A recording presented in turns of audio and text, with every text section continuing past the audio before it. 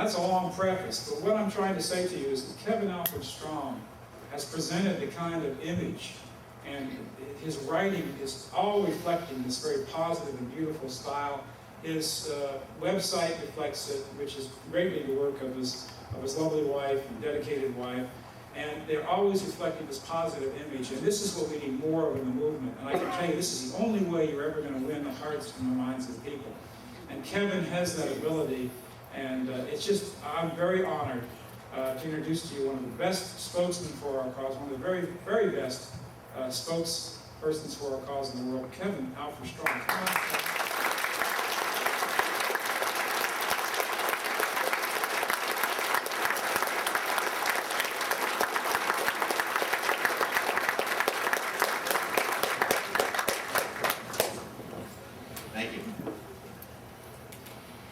Ladies and gentlemen, Mr. Duke, Mr. Kelso, distinguished guests, I'm very honored to be asked to speak to this historic conference. We were talking about names earlier. I believe it was Paul Fromm who said that David Duke now has some new middle names. He's David, former Ku Klux Klansman Duke. And I was looking at one of the local papers in Charlottesville, Virginia, where I live the other day. I discovered that I had several new middle names. I'm Kevin, disciple of William Turner Diaries Pierce, who inspired the Oklahoma City That's longer than yours. See if it catches on. A lot of people have been asking questions about our new organization, National Vanguard. And some people need questions answered more than I can answer when I'm standing at the table and back. So we have scheduled a meeting, which is going to happen during the break, for National Alliance members, National Vanguard members, and former National Alliance members to have their questions answered. It will be between 5 and 7 p.m. This evening in room 229. So if you fall into one of those categories and you want to take part in this meeting, please be with us. Originally it was going to be 221, so take note that the room number has changed. It's 229. Now, Mr. Kelso carefully explained to me that I am here to speak and you are here to listen. Now, if any of you get done before I do, please let me know.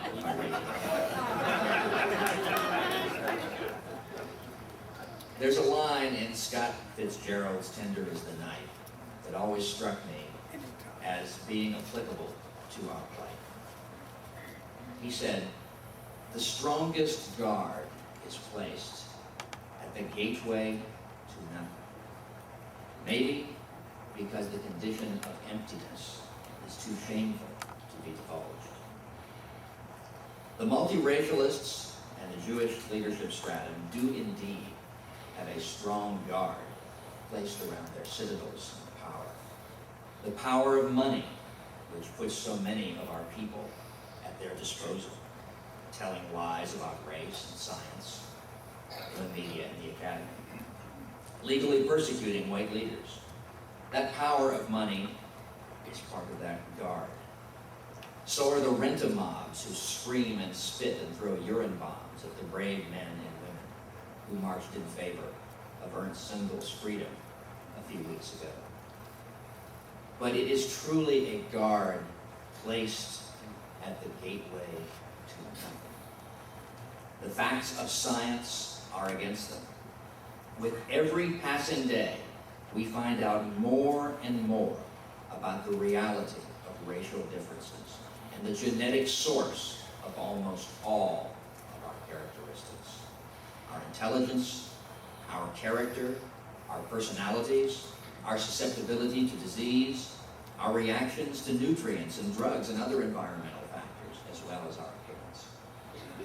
Let me give you just one example from the nationalvanguard.org website. In November, a tiny company called Nitromed unveiled results showing that a new drug, Bidil, reduced deaths due to heart failure by 1/2. And that result is astounding, but there was a catch. Those results only occurred when African Americans, when black people used the drug, and they'd previously shown no results in a broader population. An editorial in the New England Journal of Medicine by Greg Bloch, a Georgetown University medical ethicist, warned us of the need to manage the downside of race-based medicine, and predicted that it was only a matter of time before race was linked to the effects of other drugs. But only 6 months later, Bloch seems prescient. A flood of studies has emerged showing racial differences in how patients suffer from disease or benefit from drugs, in ailments ranging from osteoporosis to cancer. And several more have looked at the effects of drugs in particular racial groups. Race-based medicine is real, and it cannot be stopped. Nor can the drawing of the obvious conclusion that racial differences are real and immutable be stopped. The intelligent and independent-minded cannot, in the long run, be prevented from seeing the truth. The enraged shrieking that race does not exist of the Jewish supremacists like Tim Wise and Stephen Gould and all the rest of them has availed them not. Their lies are falling one by one before the advance of science. In Wisconsin and Minnesota, where my white forebears lived for the last century, the multiracial utopia promised by the multiracialists is failing to materialize, even in places where whites are slated to be replaced by what are thought to be the most benign and harmless of the invaders, the Asians. Those of you who read or listen to my broadcasts on National Vanguard know the story of the white men and women left to die in the bloody snow by a murdering Hmong tribesman. The racial solidarity shown by many of the Hmongs in excusing that sickening crime, and the verbal contortions engaged in by the multiracialists to convince the suckers that the killing somehow had nothing to do with race, or were somehow white people's fault. But those murders are only the most obvious examples of trouble in the multiracial paradise in the Great White North. In St. Paul, Minnesota, Sia Lau, a Hmong tribesman and an assistant to St. Paul Mayor Randy Kelly, at an annual cost to the white people of Minnesota of $91,260, has tendered his resignation at the end of this month. Lowe was embroiled in controversy stemming entirely from crimes which took place in the course of racially motivated schemes to funnel huge sums of money from the overwhelmingly white taxpayers to Hmong criminals in high places. Lowe got in trouble when he allegedly demanded a $75,000 bribe from developer J. Ku Vang, a developer of, among other projects, a city-subsidized and racially segregated Hmong funeral home. Lowe's sister, Song Lowe Fawcett, I guess we've got a little racial mixing in there, followed up with a faxed demand that Vang pay the $75,000 kickback, but when Vang refused, she said she'd settle for $25,000. Well, all that did get into the news, but to me, the real outrage is not in the kickbacks, though they do reveal the character of some of the sainted angels of diversity. The real outrage is the program itself. Here we have a great white city raised on the cold and forbidding plains by our ancestors. Here we have one of the greatest and most precious repositories of white genes on the planet. Here we have some of the most honest and hard-working white folks on planet Earth, and they are taxed, enslaved, really, to fund the invaders who are taking their land. This exclusively Hmong funeral home is only one of hundreds of projects involuntarily funded by white families for the exclusive benefit of non-whites. Cha Vang helped design the project. The plan was pushed, and much of the money received by the Vang Ho Foundation, whatever that is. And this one project, one among hundreds, was funded by the city of St. Paul to the tune of $500,000. And that's not all. The St. Paul Port Authority used $460,000 in federal funds to just prepare the site for the funeral. Imagine what we could do with that $960,000 to benefit white people. Imagine all the sacrifices that the used and abused white working families of St. Paul and elsewhere had to make so these corrupt invaders could make their filthy fortune. No amount of feel-good diversity propaganda can perfume that stench. As such scandals and worse become increasingly common in America, more and more the remaining whites will become hardened against such lies and will become ready for the truths we tell. They will increasingly see that the multiracialists are indeed guarding the gateway to the night. And as America descends to the level of the third world, the pushers of tolerance will go from holding the whip hand to holding an empty hand. There are millions of white people who simply will not tolerate the outrages that are becoming far more common as we transform ourselves into a non-white nation. Here are some examples of what's happening right now. And this is not something from nationalvanguard.org. This is something from the official website of the U.S. Immigration and Customs Enforcement. Jose Luis Melchor Aparicio impregnated his own daughter and then demanded that she have an abortion. Melchor Aparicio, who failed to register as a sex offender, had 2 prior deportation orders and had attempted to hide his identity from agents by lying and using fake documents. A Jamaican national, whose name is concealed for some reason by the government, raped his 8-month-old daughter. This predator caused so much internal damage to the baby that she was forced to undergo reconstructive surgery. When convicted, this Jamaican predator was sentenced to serve a 20-year term in state prison. Removal proceedings will continue while he serves his term.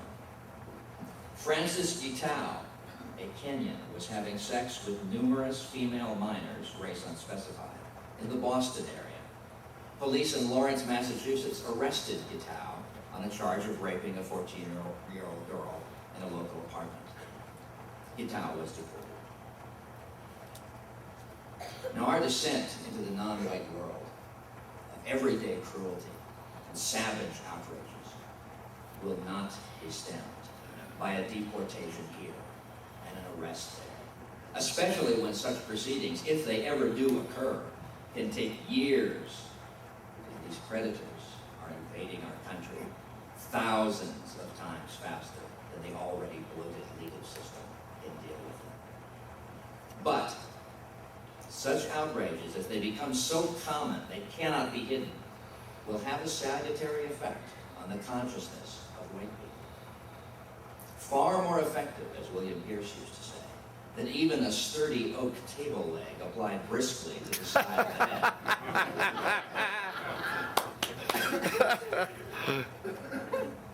The truly perceptive, the truly sensitive, the truly intelligent will increasingly come to see the hollowness in the smiling multiracial news team and the invariably noble non-white in the TV drama and the celebrate diversity happy-faced poster at the local zoo. High school.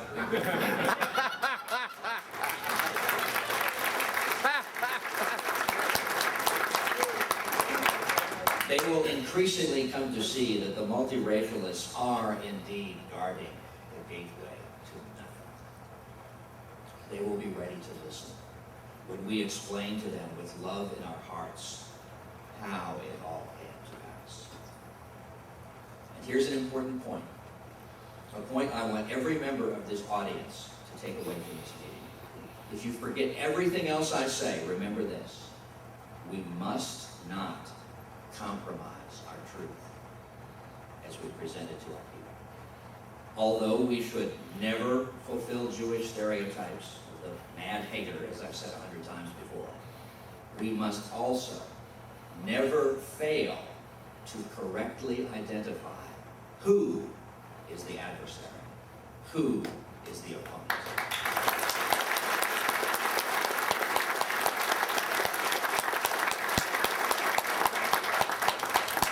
That opponent is the Jewish power structure. Amen.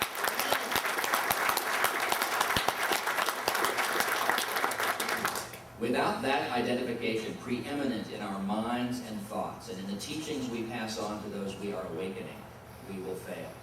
We will fail because the opponent is relentless and clever.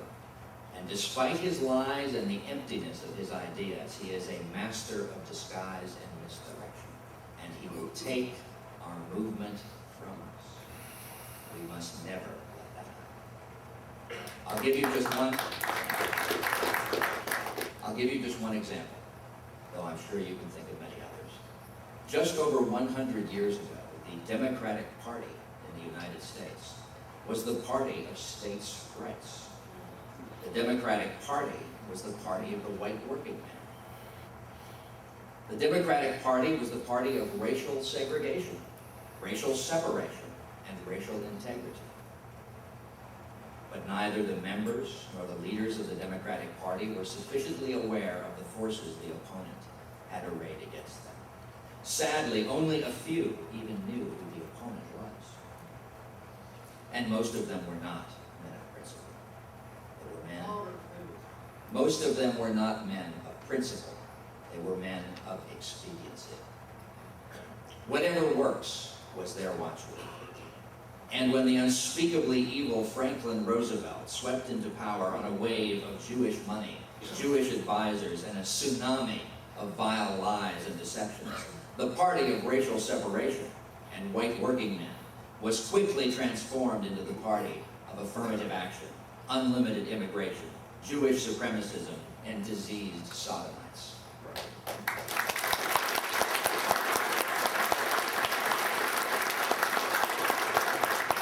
But they did win a lot of elections, a great success. Bear that example in mind when someone tells you that we should not talk about Jewish power or the Jewish agenda. One advantage we have over the Jewish supremacists who oppose our people's awakening is that their growth curve, either in numbers or power, is severely restricted. Ours is not. Their people are already highly motivated and engaged in their ethnic agenda, so there's little or no potential for growth there. And despite their money and power, their numbers are low and probably declining even faster than ours. Our population is more than 50 times larger, and the potential for the growth of our race-based movement is thousands of times greater, perhaps infinitely greater, than any recruiting potential the Jewish power structure might have for its ethnic agenda. As the saying goes, they're maxed out. If we and our principal opponent were symbolized by containers balanced on a scale, they would have 15 9/10 ounces in a 16-ounce bottle on their side of the scale, and an eyedropper to fill it with. And on our side, we'd have a nearly empty 50-gallon drum and Niagara to fill it with.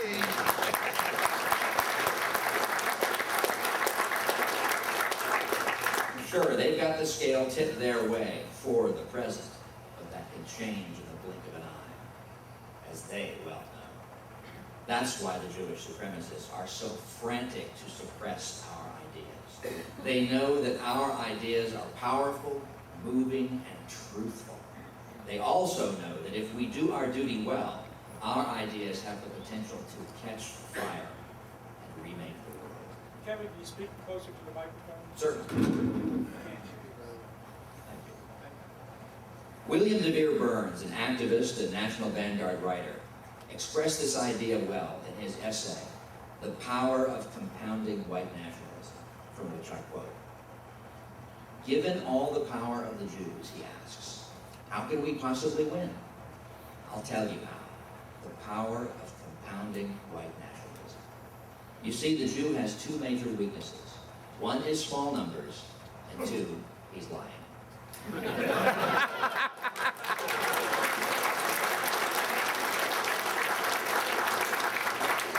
So we must simply get the power of our truth and our relatively big numbers working for us and against him. Let's be conservative. How many people are in this room? Say 500? So let's be extremely conservative. Let's say that in the entire world, there are today only 1,000 truly dedicated, courageous, and fully awakened white nationalists. There are just as many white nationalists, therefore, in this room as there are in the entire rest of the world. Now surely that's an outrageous underestimate, but let's go with it. If in 1 year, by simply telling the truth and by producing persuasive, intelligent, moving, and drop-dead professional outreach materials, each of those 1,000 awakened white nationalists recruits an average of just one white person with the potential to be as dedicated as himself or herself. And then each of these people continues to recruit an average of just one more person per year every year. That means that white nationalism will be compounding at a rate of 100% per year. Any investor will tell you that a 100% return on your investment is a hell of a return. Here's why. In 1 year, there will be 2,000 dedicated, courageous, fully awakened, and motivated white nationalists. In 2 years, 4,000. In 3 years, 8,000. And in 10 years, in the year 2015, there will be over 1 million dedicated, courageous, fully awakened, and motivated white nationalists. That's right.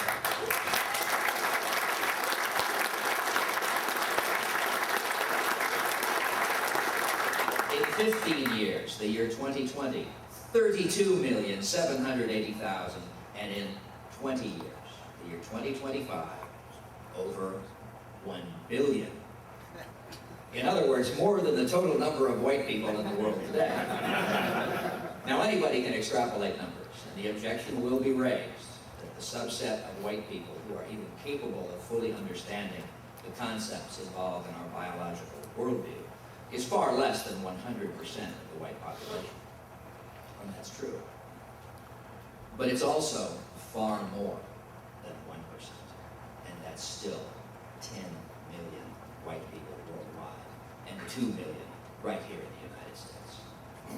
Long before we reach the level of 2 million dedicated white nationalists, we will be so influential, and our media and economic power will be so great that millions more white people will give us their allegiance based on a gut feeling that we're on their side, and that at long last, their side is the winning side.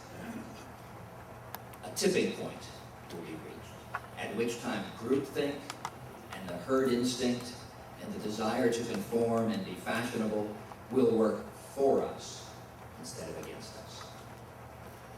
So victory is possible. It is realistic. I come from a line of long-lived people, so I certainly intend to be around and vigorous in 20 years. So will you do something for me? Will each of you promise to recruit at least one new white man or white woman or youth to our cause this year?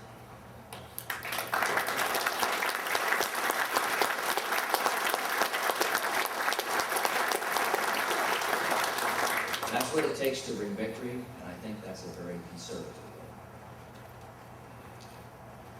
The emperor has no clothes. The mighty Oz is nothing but an absurd little man telling lies from behind a curtain. And the strongest guard is placed at the gateway to nothing. The multiracialists have nothing but bullying and lies on their side. Nothing. We have everything. We have the truth, the facts of science, the honest wisdom of our natural racial feelings, the insight of our greatest thinkers, the feelings of love in our very souls, the faces of our children on our side. Who do you think is going to win? No matter how strong the guard they have placed at the gates of nothing, it will not avail. We will rip aside their machinery of illusion and reveal the emptiness of their lies. We will show all who have eyes the evil of their genocidal agenda. And we will defeat them. We will defeat them utterly. When our grandchildren are telling tales to their grandchildren in 2050, the true story of the rise and fall of the Jewish supremacists, of the parasites who almost ground us to earth as our ascent to the stars was just beginning, will sound like a science fiction story. but it will not be fiction. It will be the story of our awakening, of our liberation, and of our new beginning. It will be the story of a revolutionary moment in history when our people made the choice to avoid the path that leads to the gateway to death, the gateway to nothing, and instead took another path, the path that leads to the gateway to life, the gateway to infinity.